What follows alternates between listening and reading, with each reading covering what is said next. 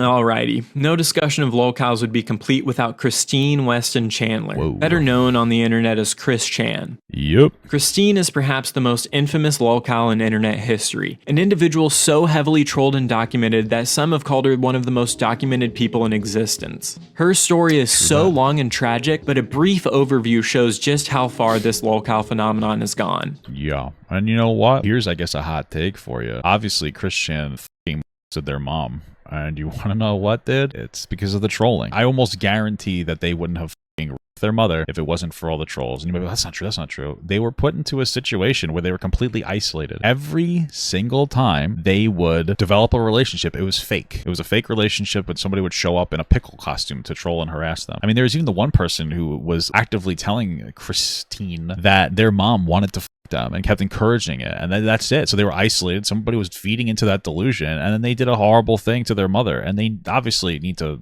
serve some kind of justice for that. But I mean, the infrastructure that was created through these like harassment networks is what happened. This is the problem, and nobody wants, people want to pretend that that's not true, but like that's what the problem with all this lolcow obsession is that it ends up causing actual people to get harmed and hurt. And that's what they enjoy, though. They like that. They like looking at a person who's just weird and kind of annoying, and then with them as much as possible so that they do worse and worse things, so that they can look at them and go like, oh, look at all the bad things they're doing after they relentlessly harass them. And then they get pushed to a certain point. They're like, wow, that guy's really bad. It's like, you're part of the problem. Like, actively, you're part of the problem.